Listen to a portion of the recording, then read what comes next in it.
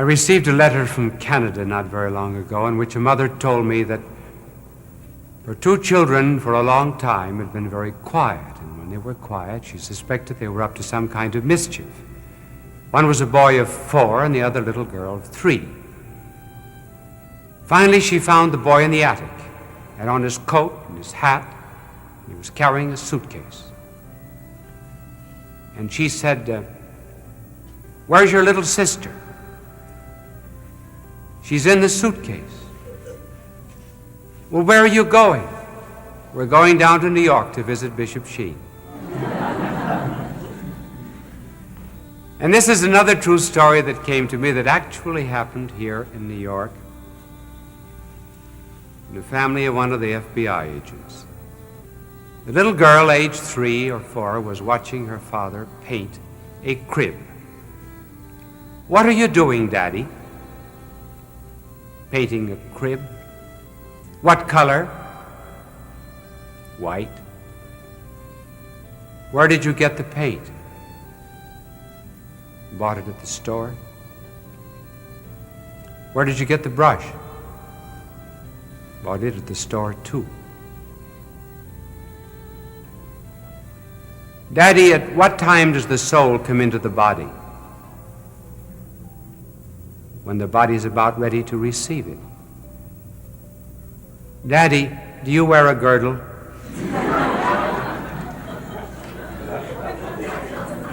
That's an example of how a child's mind flies from one subject to another, and shows also the result of listening to television. Materialism, as you know, is their philosophy of life, which believes there's nothing but matter. There's no God, no soul. Now, why these two denials? They're intrinsic to communism. Why no God? Well, we can understand that. The second paragraph of our Declaration of Independence states that it is a self-evident principle that the Creator has endowed man with certain unalienable rights. In other words, we have rights and liberties, like freedom of press, freedom of conscience, freedom of association, which do not come from the government, which do not come from the will of a majority, which do not come from a state. These rights and liberties come to us from God. Therefore, the state cannot take them away.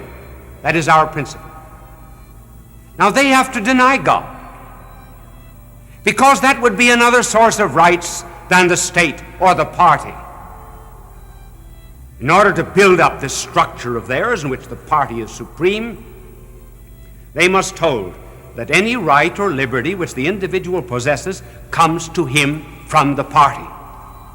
Therefore, the party can take the rights and liberties away. But if there was a God, then there would be rights not dependent on the party. So they have to deny God.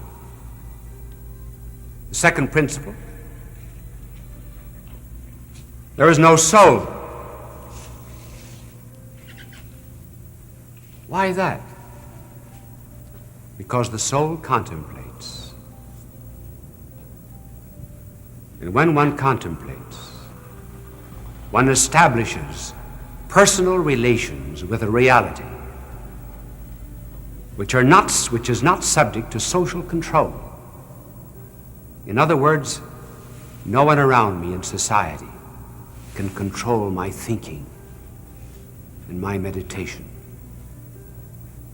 Now, communism cannot allow that. There may be no thoughts, no conclusions, no plans, except those approved by the government. And so their procedure is, first of all, to forestall any kind of contemplation by the soul by saying that it is a sign that you're a neurasthenic. And secondly, if you have any thoughts of your own, then by purges, by persecution, by drugs, and by starvation, and by standing for hours and hours before a blazing light, your thoughts are driven and expelled out of you. There can be no soul. Otherwise, you would have a retreat into which you could enter, where you would be free from the state. That's principle number one. Came from Judas. Those were his stages. First, materialism. Not just avarice. We do not know anything about the avarice of Judas until the very last part of the public life of our Lord, in fact, about 10 days before. Avarice is only a consequence of other sins. It is not first. The first mention we have of the fall of Judas was when our blessed Lord announced that he came from heaven, that he would die for men, and that he would rise again from the dead and ascend into heaven and give us the bread of life. He had multiplied loaves and fishes and fed several thousand. And then the people came to make him king, and our Lord refused to be a bread king and fled into the mountains alone. And Judas said, so that's the kind of a king he is. He's interested in spirituality. He's giving himself as the bread of life. Why doesn't he be an economic king?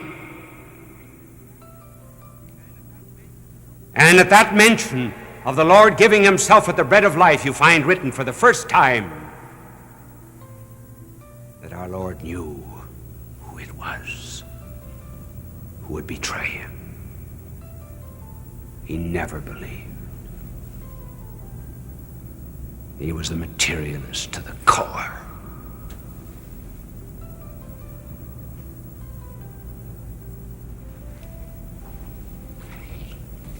But that was for himself.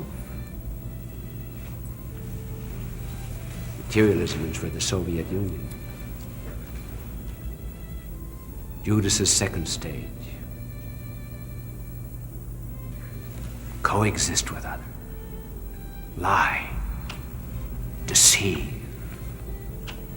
Put on a false front. Pretend you're a friend. Never let anyone know your intentions. Talk of peace, peace, peace. Did anyone suspect Judas? Of course, our Lord did, because he is the Son of God. But I mean among men. John was the only one. And John kept it to himself. None of the other apostles knew. I think Peter was under more suspicion than Judas.